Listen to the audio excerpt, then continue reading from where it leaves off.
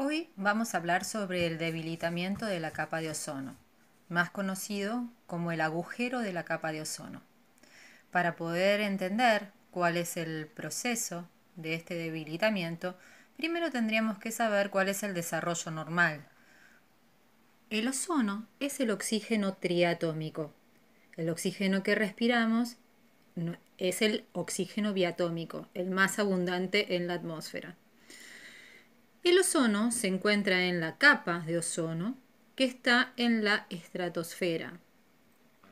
El ozono, al recibir la radiación ultravioleta del Sol, se descompone originando una molécula de oxígeno biatómico y un átomo de oxígeno. Este átomo de oxígeno vuelve a formar una molécula de oxígeno porque es muy reactivo. Esto ocurre en la descomposición del ozono, o sea, la radiación ultravioleta permite la ruptura de los enlaces del ozono. ¿Cómo se desarrolla nuevamente el ozono? Durante las tormentas eléctricas, el oxígeno biatómico reacciona con el oxígeno monoatómico y produce ozono, convirtiéndose esto en un ciclo perfecto de descomposición y síntesis del ozono.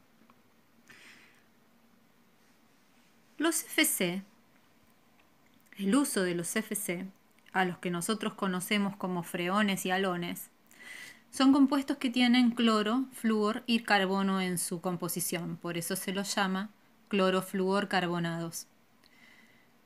Genéricamente, los freones y los halones se utilizan como refrigerantes de todos los equipos de refrigeración, justamente como las heladeras, los freezer, los aires acondicionados. Es el gas que se utiliza para refrigerar, el que se comprime y absorbe gran cantidad de calor del ambiente y por eso refrigera. En la fabricación de espumas sintéticas, por ejemplo el telgopor, la esponja o poliuretano, se utiliza este gas para inflar, así como también hay aerosoles de este tipo de espumas que se utilizan para reparar grietas o sellar techos, etc.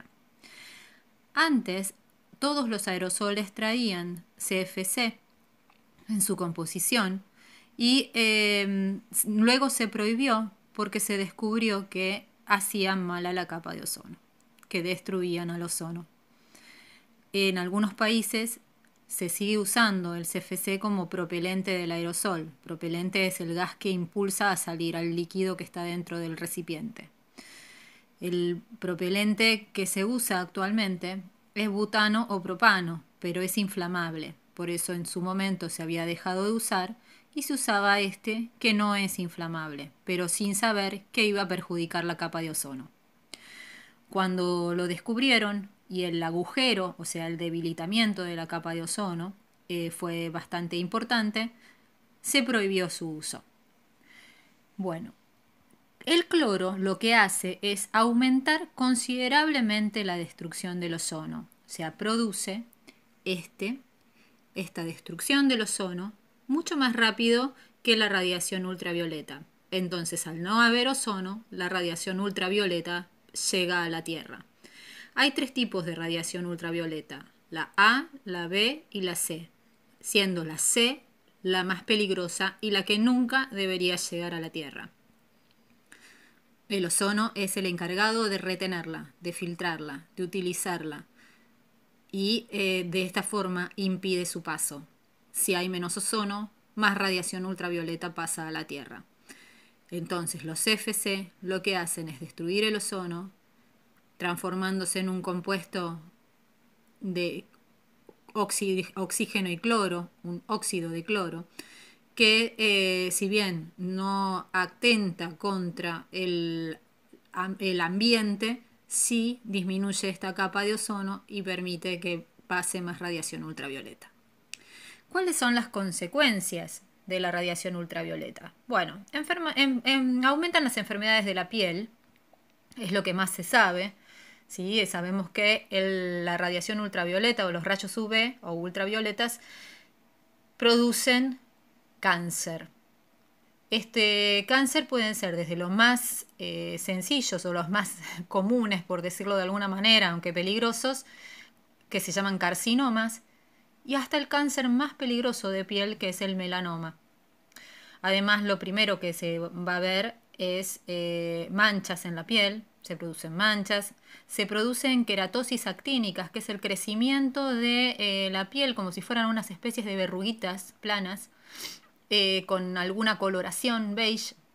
Esto sobre todo se da en las zonas donde está expuesto al sol, a la radiación ultravioleta. Y otra es el envejecimiento prematuro, o sea, la piel se va ajando y no lo vemos instantáneamente. Estas consecuencias son en un plazo prolongado, pero la acción de los rayos ultravioletas es almacenable, se va siendo progresiva.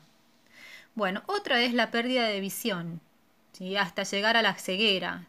Se comprobó que en su momento, cuando el debilitamiento de la capa de ozono era mayor que ahora, las ovejas de la Patagonia habían perdido mucho la visión. Esto es porque en los polos es donde está la mayor disminución del ozono.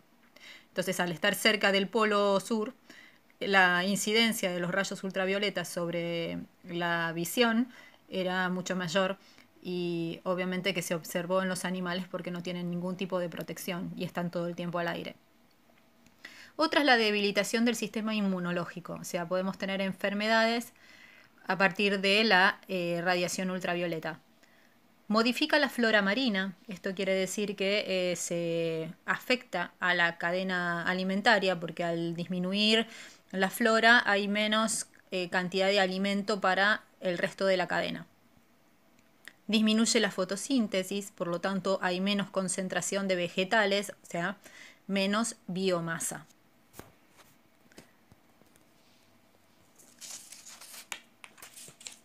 ¿Cómo podemos evitar la radiación ultravioleta?